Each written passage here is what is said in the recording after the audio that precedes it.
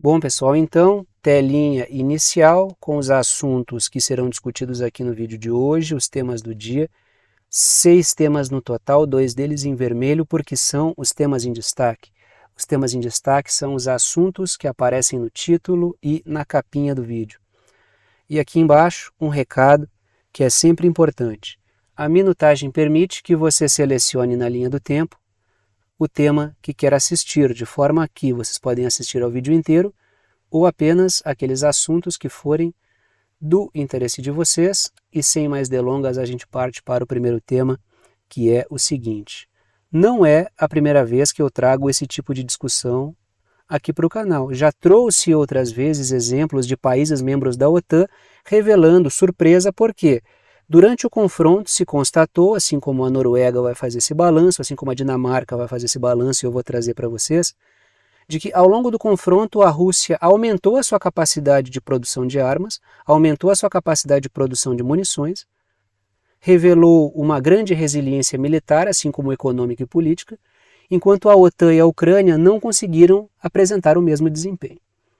Então não é uma novidade isso aqui que eu estou trazendo. A Noruega, a Dinamarca não estão trazendo nada novo. Isso já foi admitido inclusive por centros de estudos da própria OTAN, revelando que as fragilidades que a OTAN apresentou ao longo do confronto. É importante trazer esse balanço que a própria OTAN faz sobre si própria, para a gente saber em que pé estamos do confronto. Trago a seguinte matéria. A Rússia ganhando vantagem na Ucrânia alerta a Noruega, membro da OTAN. A matéria continua. A Noruega, juntamente com a Dinamarca e a Holanda, concordou em fornecer à Ucrânia os caças F-16 que a Ucrânia solicitou aos seus aliados. A gente está no momento do confronto na Ucrânia, da guerra na Ucrânia, que é uma guerra entre a OTAN e a Rússia, que a OTAN opera de maneira indireta, utilizando a Ucrânia, que é muito difícil que ocorra uma reversão do processo. O que a OTAN está fazendo é tentar manter a Rússia sem avançar e, dentro do possível, oferecer algum dano à Rússia, fazendo das tripas coração. É nesse momento do confronto que a gente se encontra. No mapa eu trouxe a Noruega pintada de laranja, a Rússia pintada de verde. Trouxe 2 pontos, começo pelas letrinhas vermelhas. O chefe da inteligência da Noruega disse que a Rússia está mais forte que há um ano atrás. Ou seja, ao invés da Rússia revelar fragilidades, ela revela um ganho de capacidade de produção de munições e de produção de armamentos. Se isso não é a primeira vez que é trazido por algum membro da OTAN, é porque tem mais gente diagnosticando a mesma coisa. Primeiro, sobre seu adversário, já que falamos de OTAN contra a Rússia, e segundo, sobre si próprio, que significa o quê? Que está sendo aberto um abismo entre os dois no que tange a condições para enfrentar uma guerra. Hoje a Europa se veria em péssimos lençóis se tivesse que enfrentar uma guerra com a Rússia. Tanto que já teve liderança, já vimos da Alemanha, já vimos lideranças da Bélgica, lideranças políticas da Bélgica, da Alemanha, representantes políticos, dizendo que não haveria munição para muito tempo de guerra. Inclusive, eu acho que foi o da Bélgica que falou isso, teria que apelar para pau e pedra porque não ia durar muito tempo uma guerra com a Rússia. Isso já trazendo qual é o sentimento de vários setores políticos na Europa. Olha, não chama a guerra porque a gente não está pronto agora. Letrinhas azuis. Ele diz, o chefe da inteligência da Noruega, que a Rússia pode mobilizar 3 vezes mais tropas do que a Ucrânia. Essa é a posição dele, tá? Não estou colocando a minha, estou colocando a posição do chefe da inteligência da Noruega, que é um país membro da OTAN. Importante frisar, tá? Então, o que a gente vê é o seguinte, a Rússia tem mais capacidade de mobilização de tropas e tem mais capacidade de produção de munições e armamentos. São nesses pontos que a Ucrânia encontra-se muito mal. Recrutamento e munições. Justamente onde a Rússia encontra-se em posição muito favorável. Letrinhas azuis, continuamos com a discussão aí. Mesmo com o dinheiro da União Europeia e dos Estados Unidos, supondo que continue avançando aquele projeto de apoio à Ucrânia, Israel e outras forças aí que os Estados Unidos querem apoiar, porque passou pelo Senado, mas o Senado tem a maioria dos democratas. E o Joe Biden é do Partido Democrata, é o cara que está no governo, e ele precisa que esse apoio passe para que os conflitos durem pelo menos, ou pelo menos o conflito na Ucrânia, dure pelo menos até a eleição. Se a Ucrânia naufraga antes e a OTAN perde, isso é mais uma vergonha para o Biden e ele não tem chance nenhuma contra o Trump. Então, um dos objetivos principais é o que? É garantir que tudo continue mais ou menos como está, essa indefinição, porque pelo menos isso não será um fator de perda eleitoral para o Biden. Mas mudar o panorama é muito difícil, supondo que passe, supondo que vai passar. Porque passou pelo Senado, mas a questão é que na Câmara dos Deputados, os republicanos têm maioria. O presidente da Câmara nos Estados Unidos já disse que não quer deixar passar isso aí. Pode ser que passe, ainda que passe, não vai mudar o quadro. Mas se não passar é ainda pior. Passando, junto com o apoio da União Europeia, mesmo assim, a Ucrânia tem problemas de recrutamento.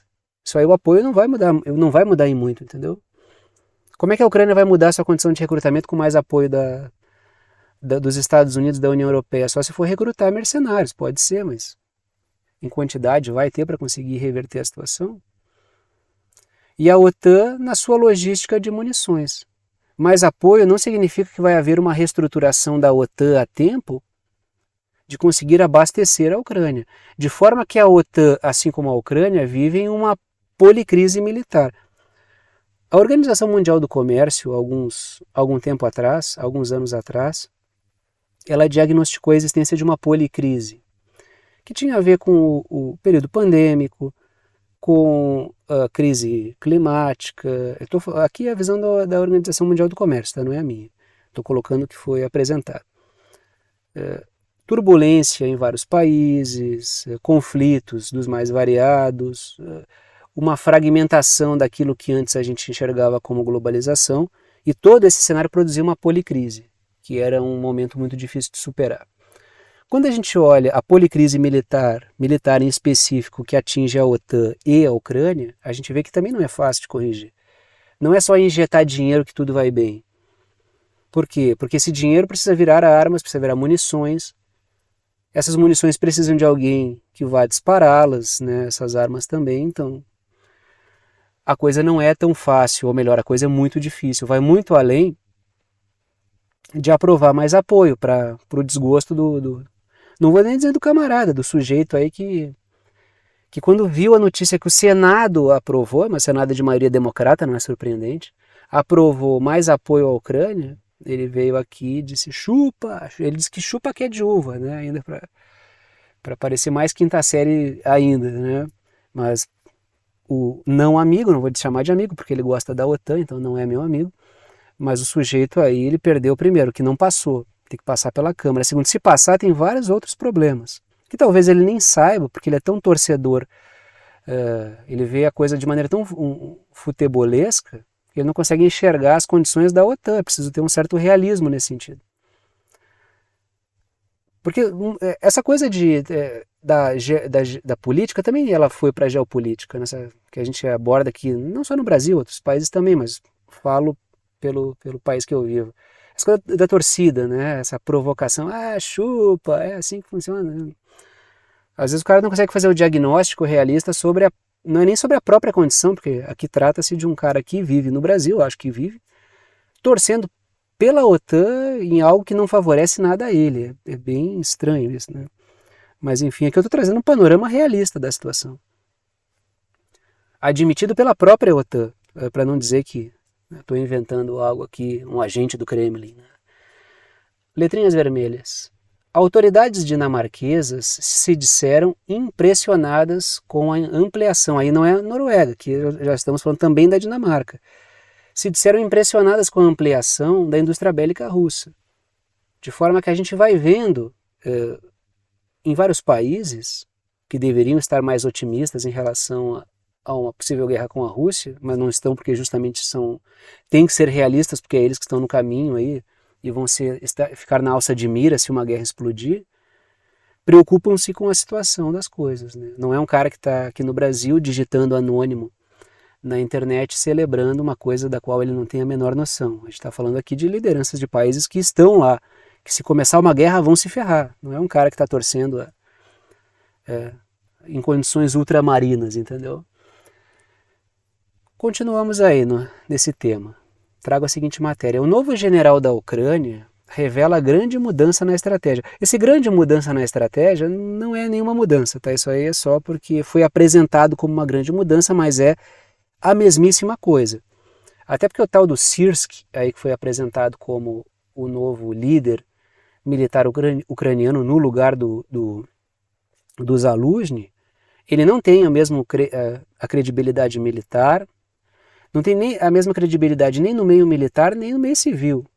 Ele é visto como um oportunista, um cara obediente, que só quer se posicionar ali sem grandes ambições. Então não se deve esperar um movimento magistral. Colocar um boneco ali que vai ser remunerado para fazer aquilo que a OTAN mandar. É isso que vai fazer o tal do Sirski, aí que entrou no lugar do Zaluzhny, que vinha gerando algum ruído ali, até pelo respeito que tem no meio militar, pelo respeito que tem na sociedade civil ucraniana. Não estou endeusando o Zaluzhny, só estou colocando que ele realmente tem esse respeito aí. Já trouxe aqui até várias coisas nada elogiosas sobre ele, mas o fato é que foi uma substituição, digamos assim, em termos de autonomia, sai de um cara que poderia ser mais autônomo para uma figura que não tem brilho nenhum. Letrinhas verdes. A grande mudança, entre aspas, é reafirmar a defesa ativa. É a mesma coisa. Retranca, não perde mais espaço para a Rússia e, dentro do possível, a gente ataca civis russos para gerar dor de cabeça para o Vladimir Putin. Essa é a grande mudança, é reafirmar aquilo que já estava colocado. Com ênfase em evitar perdas de soldados, o que é irônico para o Sirski, que não tem essa imagem no meio militar. É até interessante. Letrinhas azuis. Com problemas de recrutamento, tudo o que a Ucrânia pode fazer é evitar perder soldados. Por quê? Porque ela não consegue recrutar. Primeiro porque tem assim protestos de mulheres, mães, filhas, esposas, sobrinhas, tias, sei lá, reclamando que os caras que estão no fronte há muito tempo não saem nunca. Isso porque está com problema para recrutar. Só que quando a Ucrânia vai tentar recrutar, tem outras mulheres não querendo que seus maridos, filhos, tios, entenderam? Sejam recrutados. Então tem problemas de várias ordens aí. Tudo que a Ucrânia pode fazer é não perder mais soldado, porque ela está tendo problema de recrutamento. Porque se perder, não repõe. Continua ali. A estratégia da OTAN anterior visava um avanço rápido, que era aquilo que algumas linhas dizem que o Zaluzhny apontou como operação suicida, que ele reclamava que não tem como fazer um avanço rápido com armas combinadas quando não existe apoio aéreo e quando não existe tanque suficiente, que seria suicídio. Até pela quantidade de minas que foram colocadas, e a Ucrânia estava com um problema até para recrutamento de gente para fazer essa detecção de minas, a coisa estava muito difícil para a Ucrânia. Então o Zaluzhny preferiu o quê? Teria optado, porque existem muitas versões, por não fazer o avanço rápido. Daí vem a crítica da OTAN de que a Ucrânia começou a perder porque não seguiu aquilo que foi apontado como pela OTAN. Mas uma crítica da OTAN também é que a Ucrânia perdeu muito tempo em Bakhmut, mas aí eles colocam o Sirski à frente dos militares, sendo que ele é uma das figuras que mais insistiu em Bakhmut. É mais pela obediência do que propriamente por aquilo que o Sirski apresentou no fronte, né? Aí eu trago letrinhas vermelhas justamente sobre isso. O Sirski, que é esse cara que está no lugar do Zaluzhny, ele é visto como um carniceiro que não liga para a vida dos soldados. Ele teve uma insistência lá que perdeu um monte de gente em Bakhmut, que é justamente onde a OTAN criticou a Ucrânia. Daí a gente vê a situação complicada, né? O problema era o Zaluzhny. Botaram um cara só talvez pela falta de expressão e autonomia que ele vem a ter, porque por brilho é que não é, habilidade é que não é. Mais uma matéria, tá? Sobre essa questão Ucrânia, Europa, Rússia, OTAN. Matéria do portal Político. A Rússia transforma a Guarda Nacional da Suécia num triunfo do recrutamento, ou seja, ampliou-se a partir do conflito na Ucrânia a campanha de recrutamento na Suécia. Até porque a Suécia muito provavelmente está na porta para ser o próximo membro da OTAN. A força militar de reserva do país, da Suécia, está a tornar-se um alvo importante para os suecos, ou seja, está atraindo muitos jovens, porque existe uma grande campanha anti-Rússia que está mobilizando jovens suecos para as forças armadas. Terceiro ponto, letrinhas verdes. A grande mobilização sueca pode revelar a criação de um novo fronte no Báltico contra a Rússia. Existe uma preocupação especial aí, né? Deixa eu trazer o mapinha aqui. Tá aí a Suécia em amarelo, a parte da Rússia pintada de verde, e aquele mar que banha boa parte da Suécia ali, que divide Suécia e Finlândia, por exemplo, que também banha parte da Rússia, é o Mar Báltico. Quando a gente fala da região do Báltico, estamos falando dos países que estão banhados pelo Mar Báltico.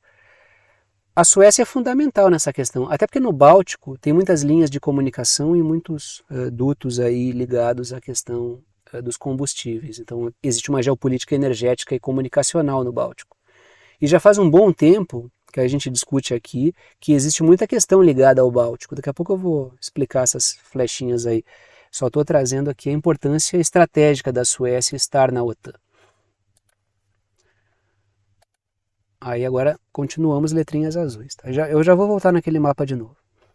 Existe a questão energética do Báltico, do Mar Báltico e dos países do entorno.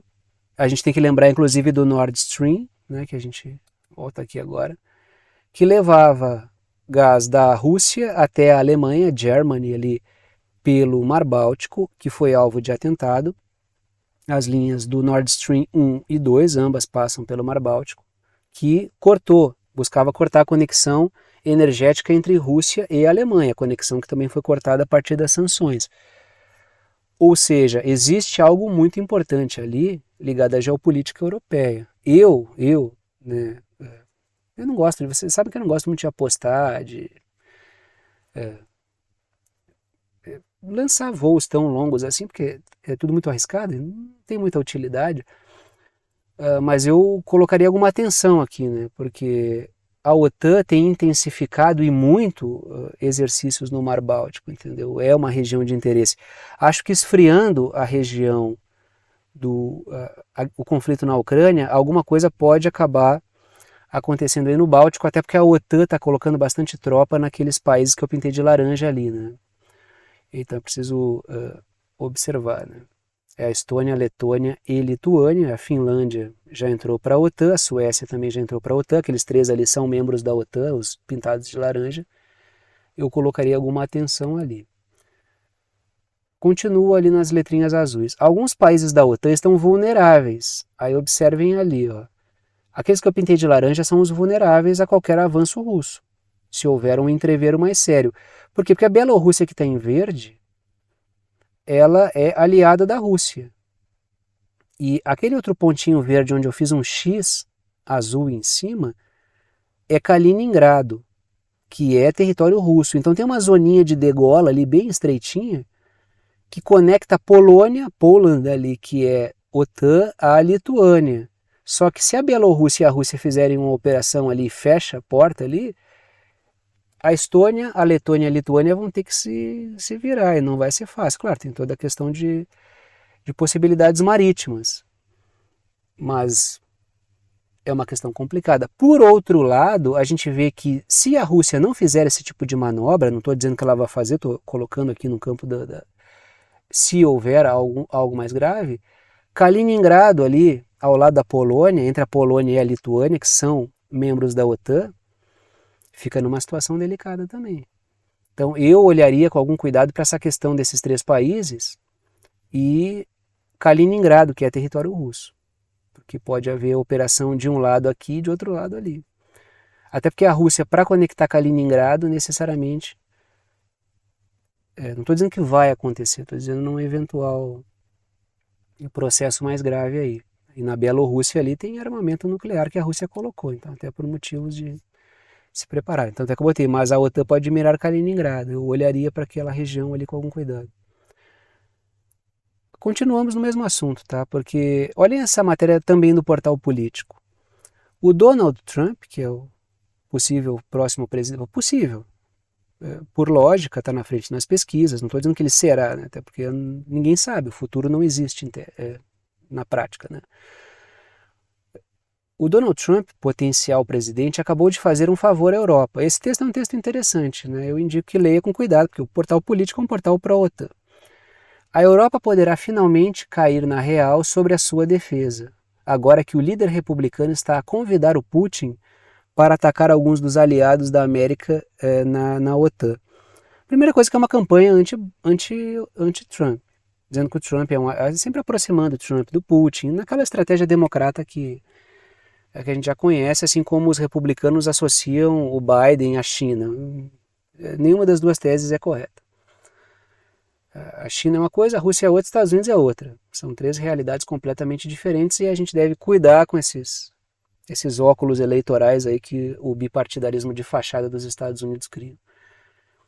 Mas a questão é, aqui há um belo elemento de propaganda para o Biden. Olha, o Trump vai deixar a Europa abandonada lá, a Europa que se vire. Quando o que o Trump está colocando a Europa precisa investir mais em defesa para que possa ter o nosso apreço. São coisas diferentes.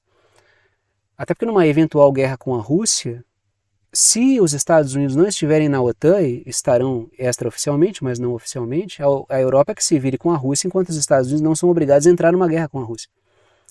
Esse é um ponto a se colocar também, né? Eu não estou dizendo que isso vai acontecer, estou dizendo que é preciso observar isso. O que está colocado aqui, para além disso, não é...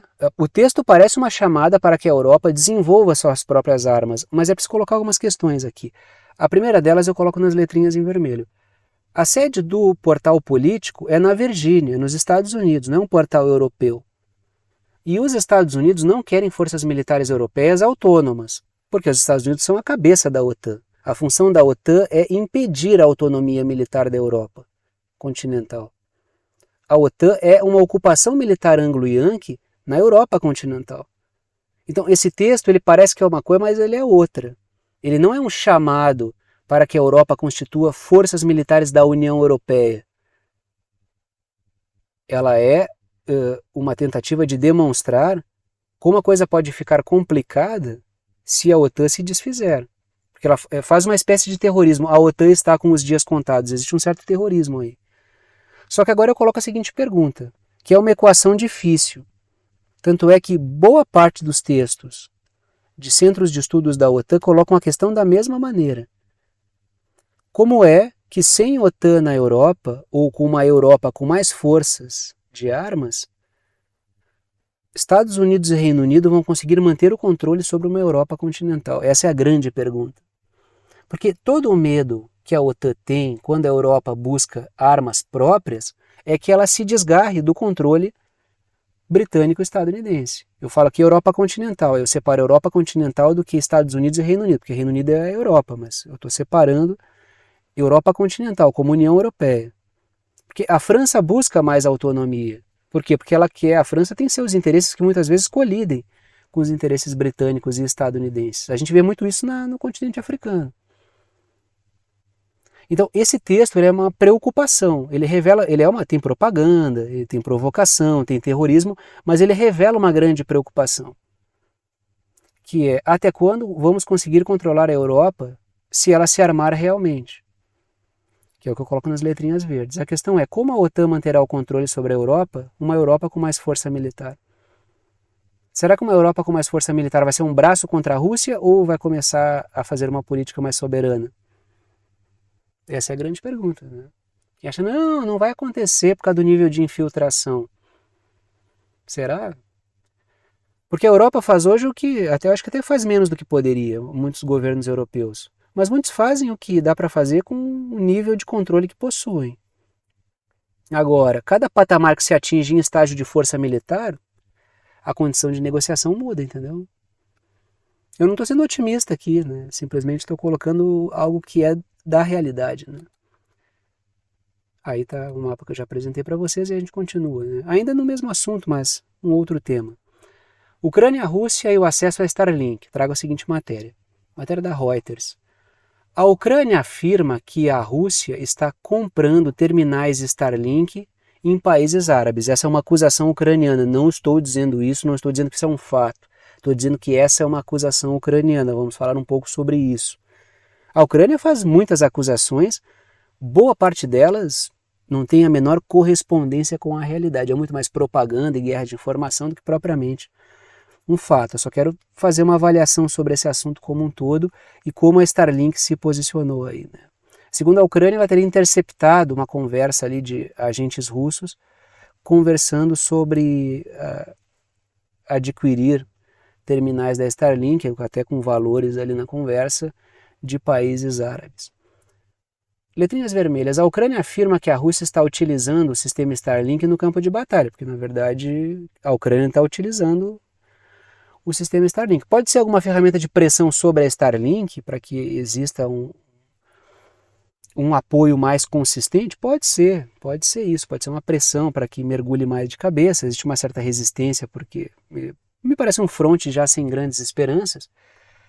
E nunca vejo um Starlink como meramente uma empresa privada, é muito parte do projeto do complexo industrial militar dos Estados Unidos, então é um projeto de Estado com um logotipo privado, como boa parte das empresas de tecnologia nos Estados Unidos, mas já não existe um consenso, se é que ele existiu em algum momento, sobre apoiar de maneira entusiasmada a Ucrânia nesse processo. A Starlink foi testada ali, sim, muitas estratégias foram testadas ali, guerras ultra tecnológicas, se fez muito balanço sobre isso. A OTAN conheceu muito da Rússia, a Rússia conheceu muito da OTAN, a China conheceu muito dos dois, que pôde ficar observando as coisas que aconteceram, inclusive a China já falou sobre isso. Mas o fato é, sistemas como esse da Starlink, que é uma constelação de satélites de órbita baixa, é essencial para as guerras da quarta revolução industrial. Isso é um fato. Tá? Letrinhas azuis. A Starlink tem sido importante para garantir a comunicação para as forças ucranianas, ou seja, a Starlink foi realmente testada pela Ucrânia, ou usou a Ucrânia para testar um novo tipo de guerra, porque houve esse movimento, para saber como a Rússia responderia. Muito da estratégia russa de lançar enxames de drones contra a Ucrânia e contra a OTAN, que acabou desnorteando completamente a OTAN e a Ucrânia, começou a ser utilizado pela Ucrânia e pela OTAN um pouco depois. Tanto é que semana passada ou essa semana, não recordo, falei sobre o Josep Borrell aqui da União Europeia, falei sobre ele aqui, elogiando que a Ucrânia estava buscando um déficit de drones que tinha, porque passou um trabalhão no início com a Rússia, porque ela mandava enxames de drones baratos, e enquanto a Ucrânia e a OTAN tinham que se defender com armamentos caros, isso gerava um desgaste diferenciado. Um ataca com coisas baratas, o outro defende com defesas caras, um vai gastando muito mais que o outro. Aí a Ucrânia começou a mudar, chegou até a usar drones de papelão, como a gente discutiu aqui, né? Continuamos nessa discussão. Tá aí o Elon Musk, que é o mascote. Ele é um logotipo, né? A Starlink tem o seu logotipo, o Elon Musk também é um mascote, porque os Estados Unidos têm isso, né? Tem projetos do complexo industrial militar e tem a cara privada daquilo que na verdade não resume o que é o projeto como um todo. Ele apenas cria um modo de vida, todo mundo quer ser o cara que se fez do nada, que construiu um império a partir de uma garagem, que não é o caso do Elon Musk, que já tem dinheiro de família. Mas tem essas coisas em torno do Bill Gates, em torno do Steve Jobs, que também não é isso, né? Tem muito dinheiro do Estado, são projetos de Estado muitas vezes, né? Letrinhas azuis. A Starlink disse que não fornece equipamentos para a Rússia, que ela a Rússia sequer poderia utilizar os terminais porque não tem certificados para uso, isso que a Starlink trouxe. A Ucrânia acusou, a Starlink respondeu.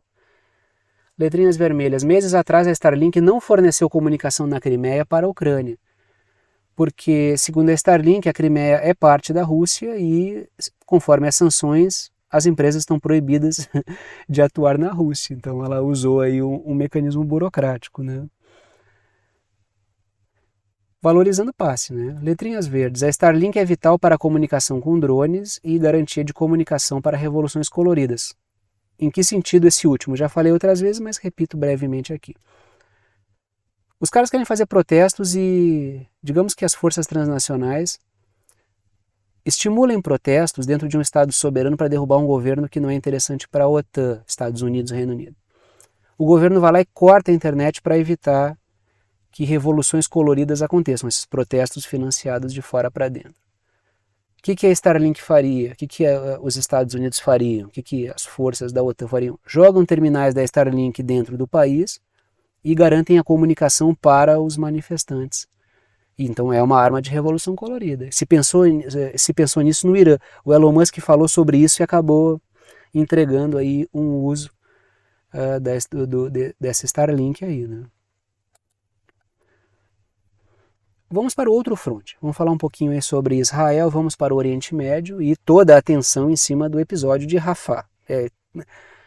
Se realmente já está acontecendo, já teve ataque, já morreu gente, mas se houver realmente uma incursão pesada terrestre e destroçar a população civil de Rafah, a gente realmente vai estar chegando, se é que alguém ainda está observando os níveis de violência, porque para mim já ultrapassaram o mínimo aceitável há muito tempo, mesmo antes do 7 de outubro, na Cisjordânia, a coisa já vinha, e mesmo na faixa de Gaza, a coisa já, desde o início do Estado de Israel, já é bastante brutal, mas vai ser um outro nível mesmo para aqueles que são mais alienados, entendeu?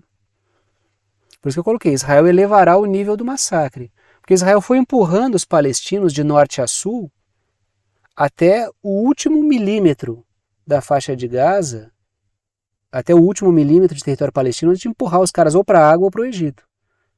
Agora encostou todo mundo contra a parede, só falta fuzilar. Trago a seguinte matéria. Os Estados Unidos não punirão Israel pela operação Rafah que não protege civis, em Rafah que não protege civis. E há quem diga que o Biden está tentando persuadir o Netanyahu sobre o contrário. Aí vem a Casa Branca e diz, não, a gente não vai fazer nada contra Israel se eles fizerem isso. Só eu disse, ó, pode fazer se quiser. Ah, mas lá, só quando está o Netanyahu e o Biden xinga ele. É preciso ser bem ingênuo para entrar nisso aí, né? Letrinhas vermelhas. Os Estados Unidos estão autorizando Israel a promover os ataques em Rafah. Que foi o que eu falei esses dias, não vão restar nem tendas, porque os prédios foram destruídos, todo mundo ficou só morando, boa parte ficou morando em tendas, e até as tendas vão ser alvo de operações. Letrinhas azuis. O porta-voz da Casa Branca, que é o John Kirby, ele diz que os Estados Unidos seguirão provendo ferramentas a Israel. Então ele está dizendo publicamente. O Biden não condena crimes de guerra de Israel, o Biden fornece armas para Israel, o Biden como presidente dos Estados Unidos. Mas, em tese, a mídia diz que o Biden está brabo com o Netanyahu. Não, eu acredito que partes da OTAN estejam irritadas porque o seu projeto regional está escoando pelo ralo. Acordos de Abraão estão escoando pelo ralo. Mas, o que fazem para evitar isso? Letrinhas azuis. O governo dos Estados Unidos tem feito um teatro público de repreensão privada de Biden e Netanyahu. Que todas as matérias... Estados Unidos estão preocupados. Revelam preocupação por quê? Porque tem setores privados que estão temendo boicotes do mundo islâmico contra empresas dos Estados Unidos. Por quê? Porque os Estados Unidos estão umbilicalmente ligados a esse massacre. Agora, achar que os Estados Unidos farão algo contra o governo de Israel... Letrinhas vermelhas. O rolo compressor israelense veio esmagando civis de norte a sul. E agora ameaça matar os palestinos em tendas que se comprimem em Rafah, que é onde eu botei aqui. Ó. Quase no Egito, entendeu? Então, é um episódio assim. A gente foi empurrando todo mundo para uma faixa estreita, um lugar que tinha aí 200 mil pessoas, hoje tem mais de 1 milhão, está todo mundo espremido ali, sem saber para onde ir. Israel vem com tudo e diz, saiam daí porque senão... Tá, mas para onde é que os caras vão? Ah, a culpa é do Egito que não abre as portas. Olha, essa conclusão aí é a conclusão mais cretina que alguém pode fazer. Depois de Israel ter trucidado todos os palestinos e querer empurrar todos para fora da faixa de Gaza, o cara conseguir encontrar culpa no Egito, é brincadeira, né? É muita pergunta essencial que o cara não faz. Continuamos. Trago a seguinte matéria do The Wall Street Journal. Né? Mídia corporativa. Né? Algoritmos. Prestem atenção. Israel está propondo a criação de extensa... Esse aqui é um trecho, não é o título da matéria, é um trecho da matéria. Tá? Essa matéria é de 12 de fevereiro. Aí. Israel está propondo a criação de extensas cidades de tendas em Gaza como parte de um plano de evacuação a ser financiado pelos Estados Unidos e seus parceiros do Golfo, antes de uma invasão iminente de uma cidade do sul da faixa de Gaza, que Israel diz ser o último bastião do Hamas. Toda a faixa de Gaza era um bastião do Hamas para Israel. O hospital era, escola era, ambulância era, tudo era. E Israel foi o quê? Atacando a escola, foi atacando o hospital, atacando a ambulância. Israel atacou tudo, tudo era bastião do Hamas. Os caras destruíram toda a faixa de Gaza. Por isso que eu coloco ali, ó, letrinhas verdes. Israel alegou o mesmo para toda a atrocidade que cometeu. Sempre era um bastião do Hamas. Era um hospital, embaixo tinha um monte de sistema de túneis ali, que tal. Israel foi lá, atacou o hospital e não mostrou nada. Mostrou 2 espingardas com cabo torto, enferrujadas e 5 rojões em cima da mesa, tirou uma foto e disse que isso era prova de que o Hamas estava ali. Então Israel dizer que um conjunto de tendas é o último bastião do Hamas não é nenhuma surpresa. Né? Mas eles podem estar ali. Mas tem uma rede de túneis, realmente tem uma rede de túneis na faixa de Gaza. Inclusive, o Hamas já está se reorganizando no norte. Letrinhas azuis. A mera evacuação forçada de pessoas, como Israel está promovendo, já constitui crime humanitário. Tá? Então, tudo que Israel já fez já é crime humanitário, já não faltam provas aí. É só procurar, não precisa nem procurar direitinho, as provas estão saltando na cara dos outros. Tanto que a ONU já disse que não apoiará nada desse tipo, né? E aí, mais uma matéria sobre o assunto, para não perder o costume, a África do Sul se posicionou certo. A África do Sul insta o Tribunal Internacional de Justiça a considerar medidas sobre o planejado ataque de Israel a Rafah.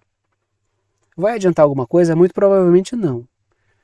O Tribunal Mundial pediu a ordenação de medidas de emergência adicionais antes de um ataque à cidade de Gaza, repleta de pessoas deslocadas, ou seja, mais olha, não façam isso.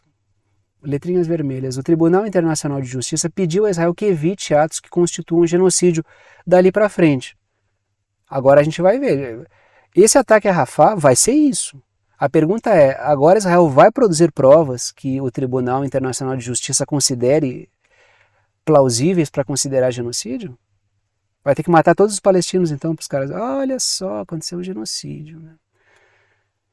Letrinhas verdes. Israel segue caçoando das leis internacionais e retalhando qualquer ação de crítica ao massacre. Então todo mundo que se opõe a Israel é retalhado, é alvo de ataque. Como a própria Tribunal Internacional de Justiça diz que Israel não deveria mais fazer atos que constituam genocídio, isso foi o suficiente para Israel atacar a ONU e dizer que tinha agentes da ONU ajudando o Hamas, e vários países tiraram o apoio à agência humanitária da ONU na faixa de Gaza, para ter uma ideia de que o pessoal realmente toma decisões sem provas, né? Quando é Israel quem acusa.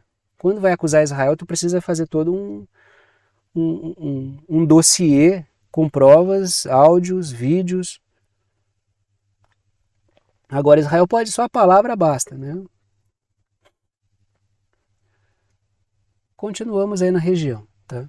Porque o Irã é alvo de outro ataque terrorista. Falo outro porque teve uma celebração, não, uma homenagem aí ao Soleimani, general iraniano morto, e teve lá um ataque do ISIS, vocês devem lembrar, a gente discutiu aqui. Agora teve um outro atentado terrorista aí. Trago a seguinte matéria. O Irã condena o ataque terrorista a gasodutos. A matéria continua. As explosões ocorreram no gasoduto sul-norte, cortando supostamente o fornecimento de gás às indústrias e escritórios. Trago aí, tá aí o Irã, né, pintado de laranja. Pintei Israel e o Líbano, porque eu já vou falar dos dois também aqui num segundo momento, né, para aproveitar o embalo que estamos na região. O Líbano está pintado de rosa, Israel de amarelo e o Irã de laranja. Letrinhas vermelhas. Primeiro vamos falar do Irã. Uma explosão ocorreu em um gasoduto que conecta centro-norte e outra ocorreu mais ao sul, né? E ali em direção ao centro-norte, em direção ali ao Cáspio, ao Mar Cáspio, né? Então, assim, é um ataque ao sistema, né, à infraestrutura iraniana, num momento de tensão. Lógico, que eu ainda não vi se o Irã acusou alguém. Admito para vocês que eu não vi o posicionamento ainda, se o Irã chegou já a acusar Israel. Mas se não acusou, vai acusar daqui a pouco, tá? Porque sabe que boa parte dos ataques que acontecem ali tem o dedo de Israel. Mas se tiver acusado, tá? Podem comentar, Thiago já acusou, já disse que é Israel. Se não acusou, provavelmente daqui a pouco vai. Letrinhas azuis.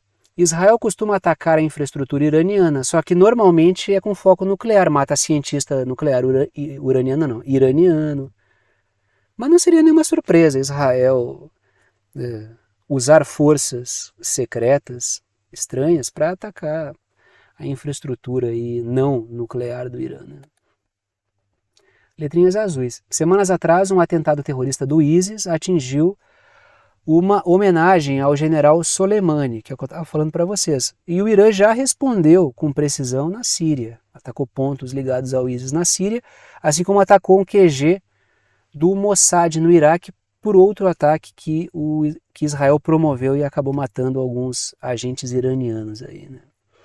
Então vamos ver os desdobramentos, mas esse ataque aí ao Irã, até tudo que se apresentou até agora, ele não vai mudar muito a ordem das coisas, não é nada fora do normal. Eu não estou dizendo normal, que é normal ficar atacando o gasoduto, tá? Mas vocês entenderam que na geopolítica tem a tensão normal, os ataques que estão dentro do jogo e os ataques que saem da regra e podem fazer a coisa escalar.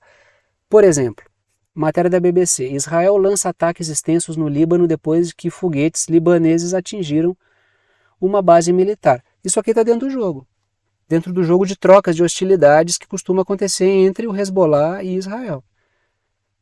Não é nada que eu vá dizer assim, ó, opa, a gente pode ter algo mais pesado. Não, isso aqui vai continuar, pode ir escalando devagarinho, mas não vai ter um salto de tensão. Letrinhas vermelhas. O episódio está dentro do normal, entre aspas, de trocas de ataques entre Hezbollah e Israel. Questão de fronteira, ataca o norte de Israel, ataca o sul do Líbano, fica tudo por aí mesmo. Tá? Eu não estou aqui passando a ideia de que eu acho normal guerra, mas isso é dentro da história, é difícil apontar o que é normal e o que não é. Então a gente não deve ficar se surpreendendo muito, tanto é que eu não tenho o hábito de breaking news, urgente, alerta, né? Eu posso dizer que um país está em alerta, mas não posso dizer que é alerta, né? Olha, uma coisa muito nova aconteceu aqui. Não, boa parte das coisas que acontecem estão dentro do jogo. Tanto é que tem analista, tem articulista que prefere essa linha, até porque isso aí chama mais clique. Eu não gosto muito, né? Prefiro ficar na minha, fazendo um trabalho mais racional. Porque a guerra vai começar agora começa. Né? Tá assim há 10 anos já, né? Letrinhas verdes. Israel tem evitado cruzar a linha vermelha, que é fazer algo fora desse normal de hostilidades. Já que os Estados Unidos eles temem, já avisaram Israel sobre isso, a entrada do Hezbollah na guerra, não por motivos humanitários, mas porque Israel talvez não seja capaz de lidar com o Hamas e o Hezbollah ao mesmo tempo sozinho. Essa é uma questão que está colocada aí, né? Penúltimo tema. O Imran Khan pede distância dos golpistas. O que é os golpistas? É o regime político que derrubou ele do poder. São os movimentos de oposição que depuseram o Imran Khan, de maneira completamente ilegal. Trago a seguinte matéria. O PT, que é o partido do Imran Khan, alerta contra a desventura de formar governo com mandato roubado. A matéria continua. O Imran Khan diz que o seu partido nunca comprometerá o desejo das pessoas. O que está acontecendo? Os aliados do Imran Khan fizeram um ótimo desempenho nas eleições. Agora o regime político está chamando esses caras para compor governo, para estabilizar a situação política. O que o Imran Khan está dizendo? Não vai. Não vai porque a população não votou em vocês para isso. Não votou em vocês para fazerem conchavo com os mesmos caras que golpearam a gente. É por isso que o Imran Khan coloca a gente na rua. Porque quando um cara é golpeado e depois ele abraça o golpeador, o golpista, ele desmoraliza a sua base política. Muita gente se ressente, por que tem certo movimento político que não tem força? Porque tu desmoraliza todos os malditos dias a tua militância. É por isso que o Imran Khan da prisão venceu uma eleição. Venceu porque o partido dele individualmente foi aquele que mais fez cadeiras no parlamento. Por quê? porque tem a capacidade de não constranger a militância, de não constranger os seus apoiadores. E na situação que o Paquistão vive, é o tipo de ação necessária. Porque vai fortalecer um regime de novo. Claro, o Imran Khan está pagando o preço de estar preso, condenado a 300 anos de prisão. Letrinhas vermelhas. Partidos do regime querem que os candidatos aliados do Imran Khan componham o regime. Né? Letrinhas azuis. Os aliados de Khan tiveram seu partido invisibilizado durante a eleição, concorreram como independentes e ganharam um monte de cadeiras no parlamento. Ora, se a população teve essa percepção e essa fidelidade, o cara vai jogar isso no lixo para abraçar quem derrubou os caras, quem prendeu o Imran Khan? Que isso? Letrinhas azuis. Ainda assim, os aliados do Khan conquistaram 93 das 260 cadeiras do parlamento, mesmo com o Khan e outras lideranças presas e com ataques eleitorais, apagões de internet durante campanhas de aliados do Imran Khan. Mesmo com tudo isso. A situação desse cara é muito difícil, tá? Porque o Paquistão ele tem o hábito o regime de assassinar lideranças políticas de oposição. Então o Khan está preso. Claro, o assassinato desse cara geraria uma condição muito complicada de segurar. Porque o risco de matar uma liderança como esse cara é tu gerar um mártir e um símbolo político que aí se torna incontrolável, né? Os caras não sabem muito bem o que fazer com o Imran Khan. E eles sabem muito bem disso. Agora, se o Imran Khan mandar, abraça aquele cara, abraça aquele outro, coloca pano quente, ele mesmo está morto. Letrinhas vermelhas. O Khan não quer fortalecer o regime que o derrubou do poder com o apoio dos militares. Até porque ele morre politicamente se fizer isso. Letrinhas, esse cara é muito popular, tá? Para quem nunca ouviu falar disso, esse cara é muito popular. Quem tiver oportunidade, escreva, eu acho que em inglês é melhor. Né? Comícios Imran Khan, aí vocês vão ver o que é gente na rua. Letrinhas verdes. Diante do impasse, não é impossível que os militares tentem novamente intervir. Os militares do Paquistão, eles se intrometem bastante, tutelam a política. E eles já disseram que teve fraude eleitoral, que esse monte de aliado do Imran Khan vencendo aí é fraude eleitoral e eles estão ameaçando empastelar o processo. Se houver qualquer indefinição, não é espantoso que esses caras não se intrometam mesmo. Tá? E aí a gente fecha o vídeo de hoje com a China de olho no terrorismo. Não é a primeira vez que eu trago discussão sobre a China de olho aí. A China está fazendo um trabalho forte de evitar turbulências internas. Dedica um grande esforço a isso, está coberta de razão. Porque todo o sonho da OTAN é dividir a China em territórios menores, é dividir a Rússia em territórios menores. Todo grande território ser fragmentado o máximo possível, joga parte de uma região contra a outra, estimula separatismo. Essa é a questão.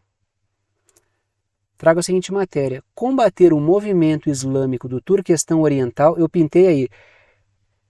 A China está pintada de vermelho, tá? Parte dela, não é toda a China, né? E aquele território em azul é território chinês, só que é o que a gente conhece aí como Turquestão Oriental. E tem o movimento islâmico do Turquestão Oriental, que é a principal preocupação da China no combate ao terrorismo, que é um grupo que atua aí atacando o território chinês e fora da China também. E na responsabilidade partilhada da comunidade internacional. Tanto é que a China está buscando parceria com a Turquia nesse sentido também, porque esse movimento também atuou em ataques dentro da Turquia. Tá?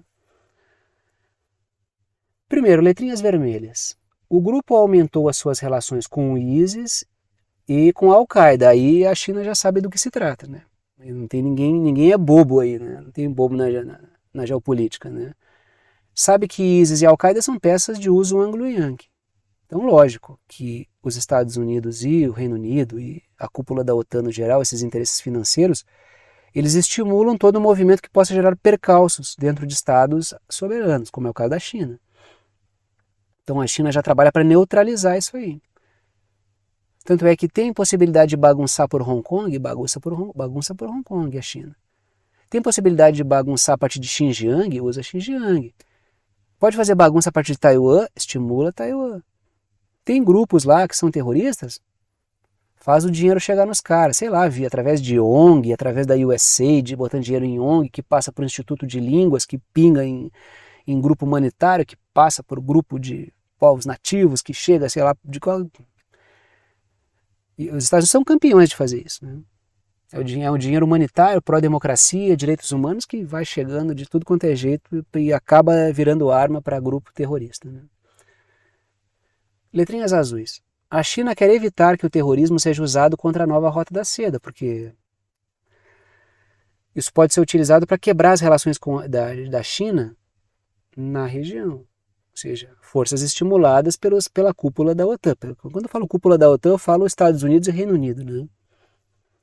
Então a China quer evitar que essas atividades terroristas atrapalhem a integração eurasiática. Como a nova rota da China corta muitas regiões diferentes, tem muito movimento separatista, muito grupo rebelde, muito grupo terrorista, muito grupo de crime organizado que pode ser utilizado. E a OTAN usa bem. Se tem uma coisa que a OTAN, os Estados Unidos, essas forças anglo-yankees fazem direito é usar grupos rebeldes, grupos separatistas, movimentos minoritários, para gerar bagunças das mais variadas ordens. E a China, claro, né? Ela é bem vacinada contra isso aí. Chegamos no momento final do vídeo, que é o momento de passar o chapéu, pedir o apoio financeiro para aqueles que gostam do canal, que querem e podem apoiar o canal, que veem que o canal é importante para a formação da sua compreensão sobre temas internacionais e geopolíticos. Apenas os anúncios, propagandas que aparecem durante o vídeo não garantem a existência do canal. Se eu fosse depender apenas da receita das propagandas, ficaria difícil manter esse trabalho com o nível de dedicação que ele exige. O que garante efetivamente a existência do canal é o apoio dado por alguns de vocês, apoio pelo qual eu sou imensamente grato pela confiança no trabalho. Estão aí as 3 formas de apoio, as 3 formas são bem-vindas, não estão em ordem de importância. Escolham uma delas, aquela que for mais prática para vocês, e se quiserem, ajudem, né? Tiago, eu quero ajudar de 2 formas diferentes, posso? Pô, fico mais grato ainda, eu coloco 3 para que vocês optem por uma, por aquela que for mais prática, né? Em cada uma delas, vocês podem escolher o valor que quiserem para apoiar, uma ajuda solidária, ajuda quem pode, ajuda quem quer e ajuda com quanto quiser, não estabeleço o valor fixo. É só seja membro do YouTube, porque tem que botar valores, mas eu coloco vários diferentes ali, né? Vocês podem escolher. Primeira forma de apoio é pelo botão, por boleto ou cartão de crédito, pela plataforma virtual Apoia-se, que é uma plataforma de apoio virtual. Está aí o link, o endereço, o site do Apoia-se. Segunda forma de apoio é pelo Pix, está aí a chave Pix, que é uma chave de e-mail. Tem gente que usa o número do celular, número do CPF, número do CNPJ como chave Pix. Eu uso um e-mail. Se vocês digitarem lá na chave Pix, escreverem pixverdadeconcreta@gmail.com, vai aparecer o meu nome, que é Thiago, e vocês podem fazer a doação no valor que vocês quiserem. E a terceira forma de apoio é aqui pelo YouTube, pelo botão Seja Membro que fica embaixo do vídeo. Tem várias faixas de valor, vocês escolhem aquela que mais se adequar ali, o que vocês querem ajudar. Repito, as 3 formas são bem-vindas. E repito também, agradeço aos que apoiam pela confiança no trabalho. Vou parando por aqui e tchau para vocês.